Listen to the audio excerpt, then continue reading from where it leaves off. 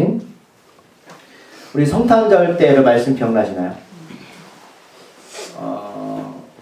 갑자기 로마 황제가 유대인들한테 가서 집에 가서 너희들 호적을 정리해라 라는 선포를 했잖아요.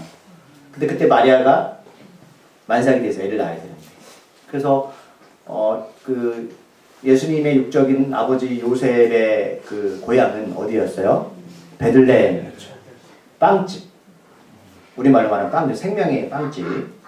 그래서 나사렛에서 애를 낳아야 되는데 어쩔 수 없이 마리아, 만삭의 마리아를 데리고 어디로 갔습니까? 베들레헴으로 갔잖아요. 베들레헴은 누구의 고향입니까?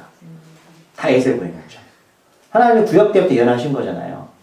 그래서 어쩔 수 없이 고향으로 가서 사람들이 여관에 꽉 차니까 몰려드니까 좋은 방에서 아이를 낳을 수 없었고 마구간에서 구유 속에서 아이를 낳았습니다. 예수였다. 그 말씀의 핵심은 여러분, 예수님이 겸손하게 낳았다가 아니고 우리 인생 가운데 이렇게 왜 이런 일이 벌어질까? 만약에 요셉이 정상적으로 아무런 문제가 없었다면 나사렛에서 아이를 낳는 게 맞죠. 근데 전에 듣도 못했던 일들이 벌어졌습니다. 황제가 고향으로 가서 호적을 정리해라. 하나님께서 구약의 말씀을 성취하셔야 되는데 어떻게 성취하실까? 분명히 구약 말씀은 베들레헴에서 다윗의 후손이 날 거라는 말씀을 하셨는데, 만약 로마 황제가 그런 핍박과 어떤 호적을 정리하라는 명령, 그거는 로마의 어떤 세금을 징수하기 위해서 인구를 파악하기 위해서 했던 처사이긴 하지만, 그런 세상적인 일들이 예수를 믿는 사람들한테는 고난과 어려움을 다가왔고, 그래서 어쩔 수 없이 갔던 그 동네가 베들레헴. 근데 나중에 알게 보니 그게 바로 하나님의 말씀을 성취하려는 계획이었다. 그런 게 있나 보다. 성령 받은 예수님의 제자들이 예루살렘에 모여 있었습니다. 하나님께서 분명히 말씀하시길 예수님께서 너희들은 여기 모여있지 말고 흩어져라. 성령 받고 나서. 그런데 사람들의 심리는 여전히 예루살렘이 너무 좋습니다. 왜요? 도시잖아요. 문화적, 환경적, 또 내 믿는 사람들이 같이 모여있는 그거. 얼마나 좋습니까? 우리끼리 이렇게 모여있는 이 사랑과의 교회가 얼마나 좋습니까? 그래서 사람들은 뭉치길 좋아하죠. 우리끼리만. 그럴 때 스데반이 돌에 맞아 순교합니다. 그리고 핍박이 들어오죠. 어쩔 수 없이 그들은 세상으로 나가서 복음을 전하기 시작합니다. 자, 오늘 첫 번째 복 이야기, 아브라함 이야기 잘 아시는 내용입니다. 아브라함이 고향 땅을 떠났죠. 왜 떠났을까? 라는 겁니다. 나는 여전히 이 장소가 좋죠. 여러분들, 내가 있는 이 직장, 교회, 내가 머무는 장소, 변화는 별로 좋은 게 아닙니다. 왜? 여러 가지 일들이 우리 안에 펼쳐지고 또 노력도 해야 되고 근심도 있고 합니다. 오늘 아브라함이 떠난 건 본인이 떠난 게 아니고요. 그 아버지 데라가 떠나게 됩니다. 데라는 어디서 살았냐면 우르 하란에서 살았던 사람이었는데 아들 3명이 있었죠. 누구였습니까? 27절에 보면, 11장 27절에 보면 데라의 족보는 어떻게 되죠? 나홀과 아브라함, 나홀, 하란 3명, 삼형제입니다. 우리 집처럼 삼형제. 아브라함이 첫째 아들이었고 둘째 아들이 나홀, 막내가 하란이었습니다. 그런데 여러분, 이 아버지 데라가 갑자기 오늘 우르와 하란을 떠나게 되는데 이유는 밑에 나와 있습니다. 자, 막내 아들이 하란, 28절에 보니까 하란은 그 아비 데라보다 먼저 갈대아인의 우르, 갈대아인은 이방인들, 우상을 섬기는 곳, 우르 땅에서 죽게 됩니다. 우리도 그렇죠. 만약에 내 자식이 죽은 집에서 계속 살 수가 없잖아요. 기억이 나고. 그럼 이거는 데라 입장에서는 슬픔이죠. 아들 3명 가운데 한 명이 갑자기 자기 자신도 먼저 죽었습니다. 자식이 먼저 죽는 슬픔보다 세상에 더 큰 아픔이 없죠. 이거는 계획한 겁니까? 데라가? 우리는 알 수 없습니다. 인생에 이런 일들 벌어질 때. 슬프죠. 자, 오늘 데라 족보 앞에 보면 뭐 족보가 쭉 나오는데, 셈의 족보가 쭉 나오는데 아브라함의 족보입니다. 어떤 이야기죠? 누가 누굴 낳고 누가 누굴 낳고. 그런데 또 엉뚱하게 우리가 이 데라가 고향 땅을 떠났을 때 아브라함한테 또 안 좋은 일이 생깁니다. 자, 아브라함과 나홀이 장가 들었다. 첫째와 둘째가 장가 들었는데 아브라함의 아내는 사레라는 여인이었는데 그 사레는 자식을 낳지 못합니다. 아브라함은 장자죠. 장자를 이어가는데 자식을 낳지 못합니다. 데라는 막내 아들이 죽어서 너무 고향 땅이 싫습니다. 그래서 자기가 살던 그 우상의 땅을 떠나야 했고, 아브라함은 자기가 조상들은 여전히 아무 문제 없이 자식을 잘 낳습니다. 누가 누굴 낳고. 이거는 아들을 말하면서 딸을 말하는 거 아닙니다. 딸이 장자권을 이어가는, 아들이 장자권을 이어가는 거잖아요. 우리나라 옛날에 그랬잖아요. 아들 낳아야 된다. 근데 아브라함이 자식이 없습니다. 이런 일들이 왜 벌어질까요? 우리는 알 수가 없습니다. 왜 스테반이 돌에 죽어야 됩니까? 알 수가 없습니다. 왜 갑자기 로마에서 호적을 빨리 정리하라고 명령을 내놨을까? 만삭인 마리아를 데리고 베들레헴을 가야 되는 그 여정과 고난은 말할 수 없습니다. 예상할 수 없습니다. 그럼 복이 뭘까요? 우리가 말하는 복은 내가 사는 이 땅에서 내가 사는 가족들과 사랑하는 사람들과 따뜻한 방에서 맛있는 거 먹고 통장에 잔고 없이 살아가는 게 우리의 복이라고 생각합니다. 근데 성경은 희한하게 그런 일보다 우리가 겪어야 되지 말아야 할 것들을 말하고 있습니다. 그것을 복이라고 말합니다. 공감하시나요? 이해하시나요? 이해하시나요? 자, 우리가 살펴볼 건, 데라는 그래서 어쩔 수 없이 떠났습니다. 요셉도 나사렛을 본인이 원해서 떠났습니까? 어쩔 수 없이 떠났죠. 자, 예루살렘 모여있던 제자들은요. 만약에 스테반이 순교하지 않았다면 그걸 사는 게 좋습니다. 어쩔 수 없이 떠났습니다. 우리 인생은 때로 하나님께서 이렇게 어쩔 수 없이 떠나게 만들어 가는구나. 그럼 그것을 배우셔야 되는 거예요. 제가 만약에 제 인생 가운데 어떤 그런 큰 계기가 없었다면 저는 절대로 목사 안 합니다. 저는 지금쯤 아마 32평의 아파트 한 채와 중형차 한 대와 통장에 잔고 좀 있고요. 말씀드렸지만 연봉 꽤 받습니다. 지금쯤 그렇게 살고 있었습니다. 저 어쩔 수 없이 신학교 왔습니다. 은혜가 안 되시나요? 믿음으로 주님 저에게 복음을, 하나님의 사명을 할 수 있는 기회 주세요 라고 제가 기도했을까요? 아닙니다. 어쩔 수 없이 갔습니다. 어쨌든 좋습니다. 그런 또 아브라함의 일들, 왜 우리 조상들은 아들도 잘 낳는데 왜 나에게는 하나님이 이렇게 아들을 주지 않았을까? 너 사내, 네가 나쁜 여자야. 네가 잘못 들어와서 우리 집안이 이렇게 됐어 라고도 할 수 있겠죠. 자, 그런데 이 데라는 어떤 사람이었냐면, 여러분 말씀 찾아볼게요. 여호수아 24장 2절. 여호수아 24장 2절 말씀. 여호수아 24장 2절. 356조.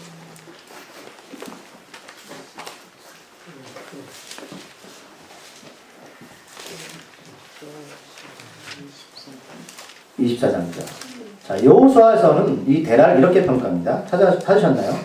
자, 여호수아는 어떤 글이죠? 가나안 땅에 들어가는 리더잖아요. 모세에 이어서. 그런 사람이었습니다. 자, 가나안 땅은 어디입니까? 우리가 말하는 하나님 나라, 천국이죠. 최종적인 목적지죠. 자, 그때 왜 하나님은 여호수아를 통해서 데라를 이렇게 평가합니다. 여호수아가 모든 백성에게, 읽어볼까요? 여호수아가 모든 백성에게 이르되 이스라엘의 하나님 여호와께서 이같이 말씀하시기를 옛적에 너희 조상들 곧 아브라함의 아버지 나홀의 아버지 데라가 강 저쪽에 거주하여 다른 신들을 섬겼으나. 아멘. 지금 광야에 있는 이 수백만 명에 이르는 유대인들의 조상은 누굽니까? 아브라함이죠. 아브라함이 이삭을 낳고 이삭이 야곱을 낳고 야곱이 12아들을 낳고 그 12이 이집트에 머물면서 수백만 명이 되었습니다. 대단하죠. 아브라함은 조상입니다. 그렇구나. 그런데 가나안 땅에 들어 인도하는 여호수아가 자신의 조상을 뭐라고 말하고 있다고요? 너희 조상들은 뭐다? 다른 신들을 섬겼던 사람들이었다 라고 평가합니다. 여러분들 양바 맞으시나요? 혹시 우리 가문 중에 혹시 종살했던 분 없습니까? 자, 여호수아가 자기의 조상을 향해서 이렇게 말하는 거예요. 우리 조상은 우상을 섬겼어. 커밍아웃 한 거죠. 이들 하나의 백성이고 지금 가나안 땅에 들어가야 되는데 아브라함의 아버지를 그렇게 평가합니다. 이거 좋은 평가 아닙니다.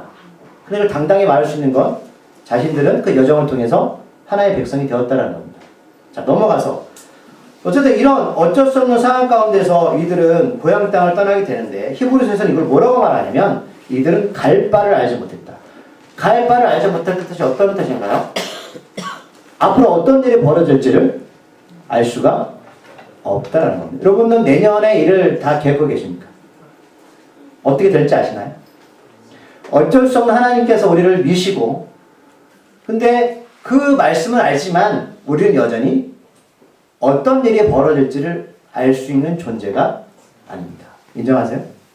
아, 이렇게 흘러가는구나. 이거 잘 읽으셔야 되는 거예요. 우리의 인생은 갈 바를 알지 못하는 인생입니다. 우리가 애쓰는 것들이 있지만 그 애쓰는 대로 모든 결과가 이루어지지 않을 겁니다. 내 자식들, 우리 환경들, 우리 모든 상황들입니다. 어떤 분들은 갑자기 질병이 일어나거나 어떤 사람들은 갑자기 내가 잘 되던 일들이 안 될 수도 있습니다. 그러니까 인생을 살다 보면 이렇게 하나님께서 어쩔 수 없이 고향 땅을 떠났는데 또 뭐라고 말씀하신다고? 오늘 1절에서 내가 줄 땅으로 가는 말씀한 이 장면 가운데 우리는 갈등이 생기죠. 자, 좋습니다. 내가 어쩔 수 없이 예수 믿었고 어쩔 수 없이 이곳까지 왔고 어쩔 수 없이 내 남편과 아내를 만났고 어쩔 수 없이 이 자리에서 예배 드릴 수 있고 또 어떤 일은 어쩔 수 없이 예배를 안 드릴 수도 있습니다. 그건 본인의 선택이죠. 하나님께서 우리들에게 이런 상황을 모시고 우리가 어쩔 수 없이 고향 땅을 떠났을 때의 하나님의 관점은 내게 보여줄 땅으로 가라는 건 그러면 대래가 살아왔던 땅과 앞으로 아브라함이 후손들이 살 땅은 같을까요? 다를까요? 다르다는 거죠. 어쩔 수 없이 내가 살던 우상의 땅에서 내 막내 아들이 죽고 아내는 사라는 아이를 낳을 수 없는 그 상황 가운데서 그 땅을 떠나왔는데 하나님께서 우리가 갑자기 갈 바를 알지 못하지만 보여줄 땅이 있다는 사실입니다. 어떻게 하실 겁니까? 가실래요? 안 가실래요? 여러분 선택하시오. 네, 가실 거예요? 자, 좋습니다. 그러면 하나님은 그럼 왜 그냥 이 자리가 좋은데 이 자리에서 하나님의 계획을 이루시면 안 될까요? 자, 우리가 질문 하나 던질게요. 우리가 여러분 나를 정말로 객관적으로 바라볼 때가 어느 때인가요? 객관적. 그러니까 내가 나를 평가하는 게 아니고요. 나를 하나님의 관점에서 나를 바라볼 수 있는 때는 언제예요? 저는 그때 알 수가 있는데 누가 저를 평가할 때입니다. 삼자가. 그럴 때 저를 바라보게 되더라고요. 근데 그분은 저한테 좋은 얘기만 하진 않습니다. 하나님께서 우리들에게 갈 바를 알지 못하는 곳에 장소에 가면 어떤 일이 벌어지죠? 그 사람들 다 알까요? 잘 모르죠. 우리 가족들 날 좋게 평가할 수도 있고 싫지만 좋은 얘기 잘 싫은 얘기 안 하죠. 상처받으니까. 그런데 내가 아무도 없는 땅에 가면 그 사람들은 나를 잘 모르기 때문에 나를 있는 그대로 바라보겠죠. 근데 그 사람들이 좋은 사람도 있지만 악당들도 있습니다. 악당이 뭐죠? 상처 주고. 그죠? 해코지 하거나. 그런 사람들 있죠. 우리 가족도 날 보호해주고, 날 안아주고, 나의 약한 부분을 감싸주지만, 날 잘 모르는 악당들은 나를 그렇게 하진 않습니다. 근데, 그러면 악당들이 기준이 있는 거 아세요? 악당들의 기준이 뭐냐면, 나는 항상 옳습니다. 그렇죠? 그래서 너는 틀리기 때문에 그렇게 바라보는 거예요. 근데, 이런 걸 통해서 우리가 뭘 느끼냐면, 내가 누구인지를 보게 되지 않으시나요? 나는 인생을 꽤나 열심히 살았다고 생각합니다. 내가 정말로 최선을 다해 살았다고 생각합니다. 그런데 어느 순간 하나님이 내가 있던 그곳을 떠나게 하시면서 아무도 없는 외로운 곳에 두셨는데 어떤 이가 나를 보면서 그렇게 말합니다. 너 왜 이렇게 살아? 나한테 아무도 그렇게 얘기해 준 사람 아무도 없었습니다. 나는 내 인생이 괜찮은 줄 알았습니다. 근데 그 사람이 갑자기 나한테 너 왜 이렇게 살아? 왜요? 내가 너 보니까 너는 문제가 많은 사람 같아. 처음 듣는 이야기죠. 그런데 내 장소를 옮길 때의 그런 이야기들, 악인들을 통해서 알게 되죠. 그런데 희한하게 변하는 게 뭐냐면 내가 내 스스로를 객관적으로 바라보게 되고 내가 전에는 괜찮은 사람이라고 생각했는데 그 사람의 얘기를 들어보니까 나는 괜찮은 사람이 아니었어. 뭐가 바뀐 거죠? 장소가 바뀌었고 사람이 바뀌었습니다. 자, 우리가 우상을 섬기는 사람들이 그 땅에서 우상을 버릴 수 없습니다.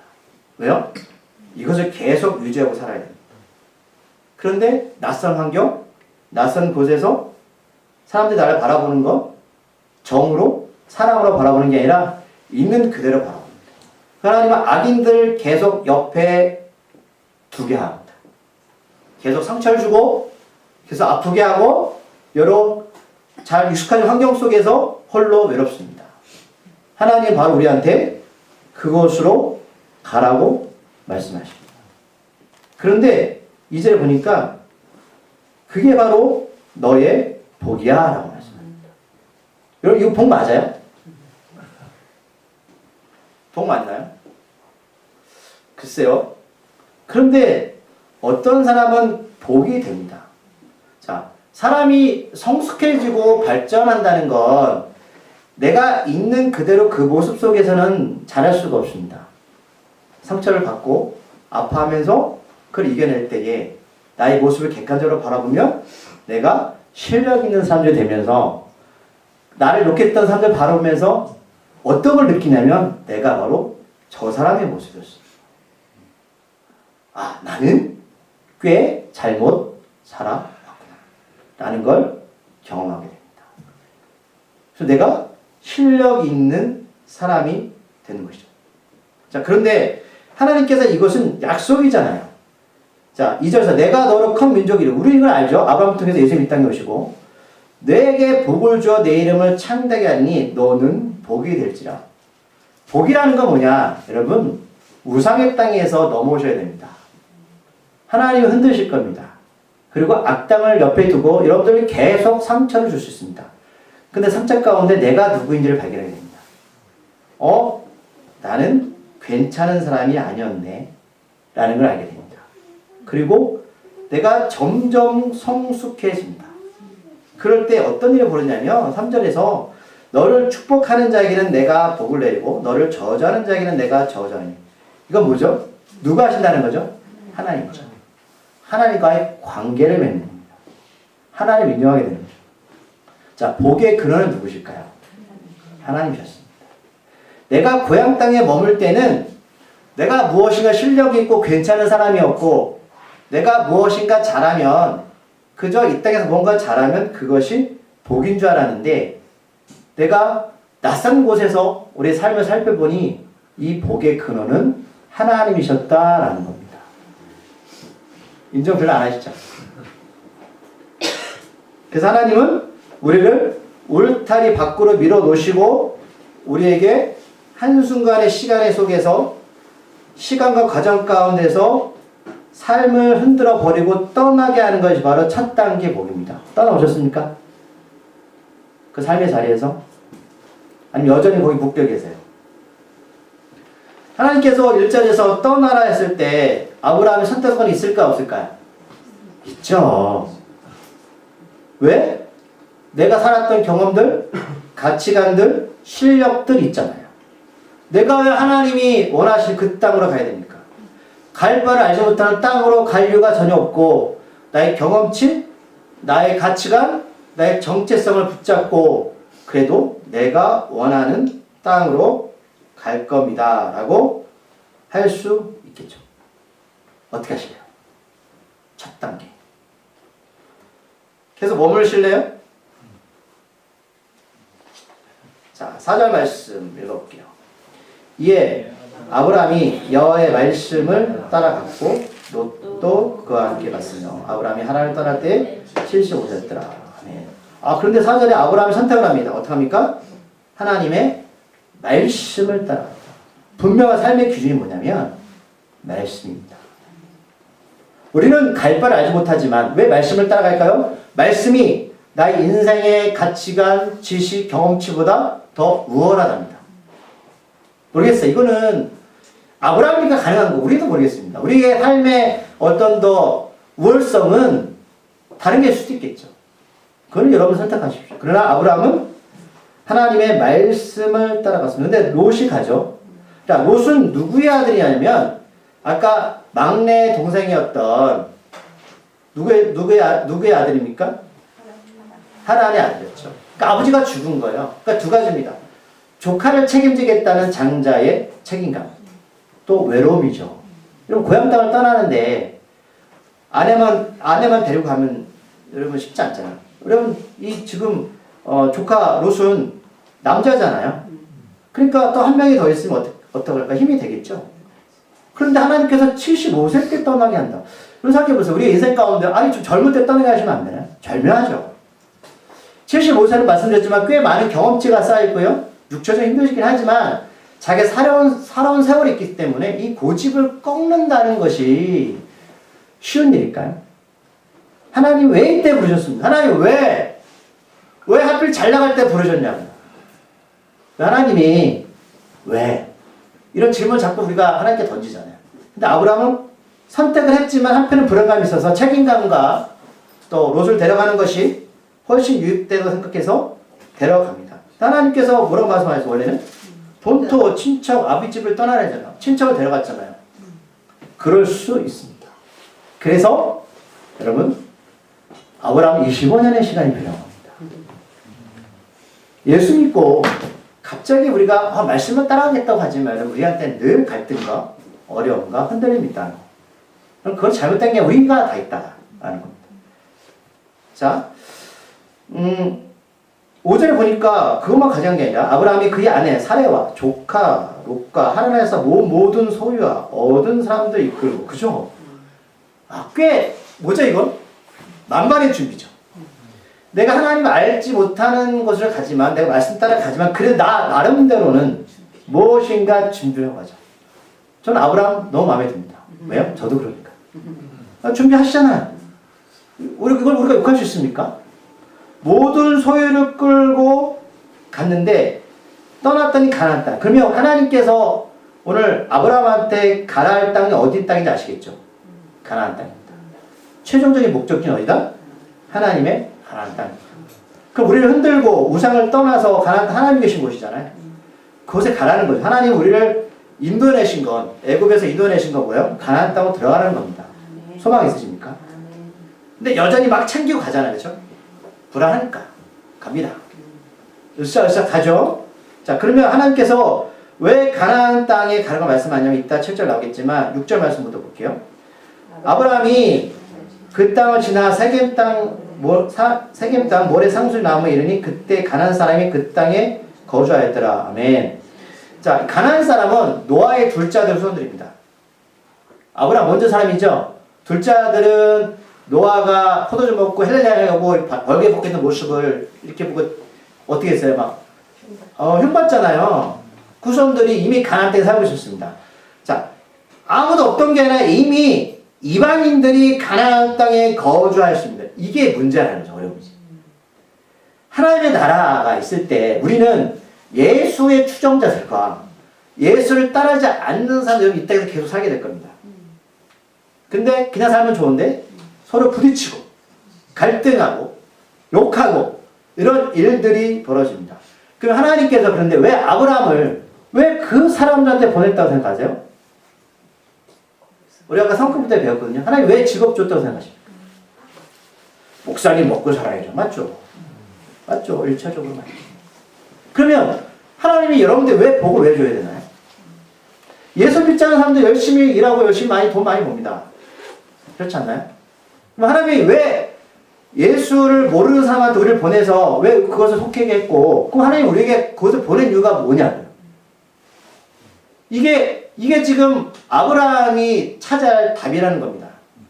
우상을 떠나서 예수 믿게 되었는데 왜 하나님이 우리를 세상 속에 그냥 두게 하시냐고요. 예수 믿고 믿음 좋을 때 데려가시면 좋지 않나요? 왜 이집트에서 왜 애굽 백성에서 그들을 이스라엘 백성 구원하시고 왜 가나안 땅에 살게 하셨냐고요. 바로 가나안 땅 들어가면 안 됩니까? 그럼 지금 있는 그 자리가 어떤 자리입니까? 자, 가나안 사람들이 여전히 그 땅에 살고 있는데 7절 말씀. 여호와께서 아브라함에게 나타나 이르시되 12장 7절이요. 여호와께서 아브라함에게 나타나 이르시되 내가 이 땅을 내 자손에게 주리라 하시니라. 자기에게 나타나신 여호와께 그가 그곳에서 제단을 쌓고. 아멘. 이미 사람들은 살고 있는데 하나님 뭐라고 말씀한다고요?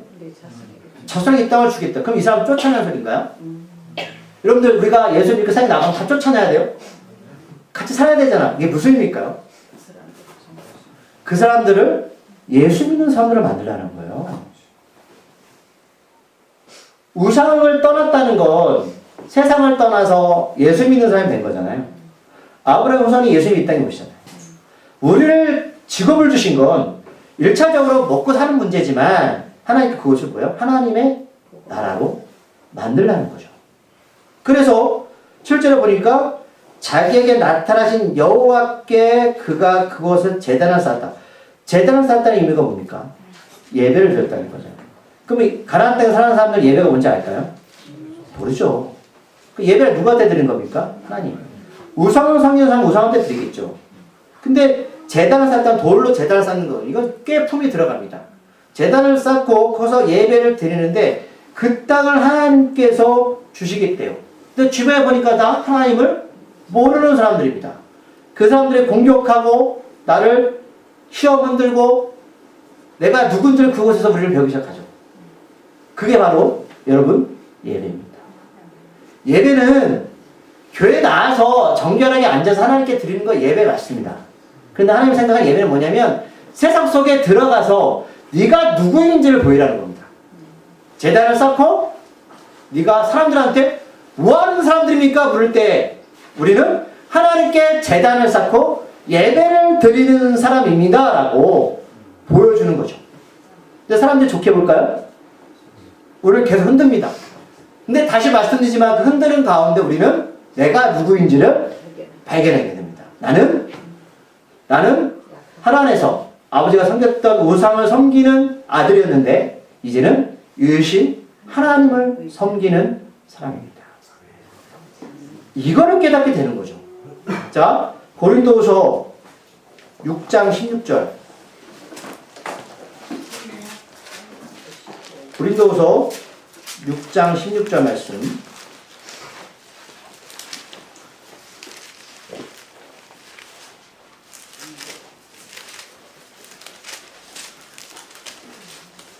고린도후서 6장 16절. 찾았습니까? 시작. 하나님의 성전과 우상이 어찌 일치가 되리요? 우리는 살아계신 하나님의 성전이라. 이와 같이 하나님께서 이르시되 내가 그들 가운데 거하며 두루 행하여 나는 그들의 하나님이 되고 그들은 나의 백성이 되리라. 아멘. 바울이 말씀하셨죠. 너희가 하나님이 전인지 알지 못하느냐? 성령을 모신 사람이 성전이잖아요. 하나님의 성전과 우상이 어찌 하나가 되겠습니까? 우리는 죽은 하나님이 아니라 살아계신 하나님의 성전입니다. 이와 같이 하나님께서 말씀하셨습니다. 내가 그들 가운데 거하며 우리가 어떻게 하나님 거하시냐? 우리가 있는 그 자리에 우리가 제단을 쌓는 그 자리가 바로 하나님이 계신 곳이고 나는 그들이 하나님이 되고 그들은 나의 백성이 되리라. 우리가 가는 그 자리가 예배의 자리라면 예수를 모르는 사람들이 예수를 알게 되고 그들은 하나님의 천국 백성이 되는 겁니다. 우리가 바로 하나님의 성전입니다. 믿으십니까? 그런데 8절에 보니까 읽어볼게요. 거기서 베델 동쪽 산으로 옮겨 장막을 치니 서쪽은 베델이요 동쪽은 아이라. 창세기 12장 8절이요. 그가 그곳에서 여호와께 제단을 쌓고 여호와의 이름을 부르더니. 아멘. 자, 어쨌든 두 번을 제단을 쌓죠. 옮겨갔습니다. 동쪽으로 옮겨갔는데 거기서 하나님의 이름을 부르고 더 관계가 되는 거죠. 이름을 부른다는 건 서로 관계가 되는 거잖아요. 여러분 하나님의 이름을 부른다는 건 그분이 나를 알고 내가 하나님을 아는 거죠. 그런데 우리가 죄가 있어 하나님을 부를 수 없죠. 부르지 하나님을 알 수가 없죠. 그 죄가 사라져야 되잖아요. 예수님을 통해서. 예배는 그거죠. 어쨌든 이렇게 동쪽으로 옮겨서 가서 이렇게 또 제자에서 하나님의 이름을 부르는데 7절에서 하나님이 직접 나타나셨거든요. 하나님께 직접 나타나신 건 뭐죠? 어렵다는 거죠. 제가 이렇게 쉽게 말하죠. 우리가 세상에 나가서 예수 믿는 사람을 살아간다는 건 어려운 일입니다. 하나님 직접 나타나서 그 힘을 주신 거잖아요. 근데 이유가 모르게 동쪽으로 가서 어쨌든 그가 이렇게 하나님 이름으로 또 제단을 쌓는데 9절 말씀 읽어볼게요. 점점 남방으로 옮겨갔더라. 남부가 어딘지 아십니까? 애굽 쪽입니다. 하나님이 가나안 땅에 머물라고 했는데 지금 아브라함은 점점 이집트 쪽으로 갑니다. 어려웠던 거죠. 어려웠던 거죠. 살아보려 했는데 어렵습니다. 여러분 나 혼자 예수 믿고 뭐 10명 예수 안 믿으면 쉬우세요? 우리는 아예 신분 났으니까. 우리는 뭐 예수 믿는 사람만 다니니까. 그렇죠? 어려운 겁니다. 그 사람이 직접 나타나셨어요. 힘을 주신 거죠. 자, 그런데 아브라함은 견딜 수가 없어서 애굽 쪽, 세상 쪽으로도 가는 겁니다. 자, 이후 얘기는 이제 쭉 나올 텐데 제가 들어오고 싶은 얘기. 자, 하나님은 최종적인 목적이 뭐냐면 아브라함을 통해서 이삭이 이 땅에 오고 아브라함이 이삭을 하나님께 드리는 모리아산에서 예수님을 만나는 그때를 지금 계획하시고 일을 하시잖아요. 그런데 75세 아브라함이 하나님의 음성을 듣고 떠났지만 몇 년 있다가 모리아산에서 이삭을 드리죠? 100세. 25년이 흘러야 됩니다. 우리한테 뭘 말씀하시려고 하는 걸까요, 하나님? 우리는 예수 믿고 바로 내가 가나안 땅에서 내가 어떤 핍박 어려움 속에도 견뎌낼 거야 라고 말하지만 우리는 준비가 안 돼 있습니다. 실력이 아직 안 돼 있어요. 그걸 잘 보셔야 돼요. 우리가 교회 안에 들어와 공동체 안에 들어와서 그리고 목사가 신학교 가면 막 사람이 바뀔 거 아시죠? 시간이 흘러야 됩니다. 근데 시간이 어떻게 흐르냐면 하나님이 광야 동안에 저를 막 흔들어 오셨습니다. 그리고 저는 깨달았습니다. 제가 어떤 놈인지를. 저는 꽤나 능력 있고 괜찮은 사람인 줄 알았습니다. 그런데 살아보니까 아니더라고요. 아브라함 25년 걸렸어요. 그럼 몇 년 예수 믿으셨어요? 하나님이 그렇게 흔들어 놓습니다. 네. 그래서 나중에 아브라함이 이삭 끌고 모리아산까지 가기까지가 쉬운 여정이 아닙니다. 그걸 우리한테 말씀하는 거예요. 그게 근데 나중에 복이었대요. 여러분들 예수 믿고 세상에 나가서 복음의 삶을 살아간다는 건 결코 쉬운 일이 아닐 겁니다. 내가 입 닫고 눈 감고 귀 막으면 괜찮아요. 근데 하나님께서 하늘의 사람들은 계속 계십니다. 거기서 많은 것들을 배우게 되죠. 내가 누군지, 내가 예수를 왜 믿고 있는지, 내가 이곳에서 뭘 하고 있는지를 알게 됩니다. 그때 비로소 하나님 이삭을 주시고 이삭을 모리아산에 끌고 3일 동안 걸어가면서 들을 만큼의 성숙한 실력 있는 사람으로 여러분 되실 거예요. 하나님은 그때를 소망하고 계십니다. 네. 그게 예수 믿는 겁니다. 그게 바로 오늘 하나님께서 아브라함한테 주신 복이었습니다. 막내 동생도 죽고 아버지는 떠나고 사랑은 아이도 없을 때였죠. 네, 기도하시겠습니다. 하나님 우리를 실력 있는 사람이 되기를 원하십니다. 하나님 앞에 정말 말씀으로 기준을 세우고 살아가는 사람이 되기를 하나님은 바라고 계십니다. 세상에 나가도 이제 꿀리지 않고 그들에게 예수를 전하는 사람이 될 수 있습니다. 그러나 그것은 하루아침에 되는 것이 아닙니다. 여러 일들 가운데 광야 가운데 우리가 아프고 힘들고 좌절하고 쓰러지는 동안 하나님 우리를 성숙하게 만들어 가십니다. 아브라함이 25년 걸렸다면 우리도 하나님께서 기다리시고 또 기다리시고 참으시고 인내하십니다. 언제까지요? 모리아산에서 예수를 만날 때까지입니다. 하나님 우리가 그 시간을 걷고 있다면 오늘 말씀을 알았다면 기억하게 하시고 살아내는 자 되게 하여 주시옵소서. 예수님의 이름으로 기도드립니다.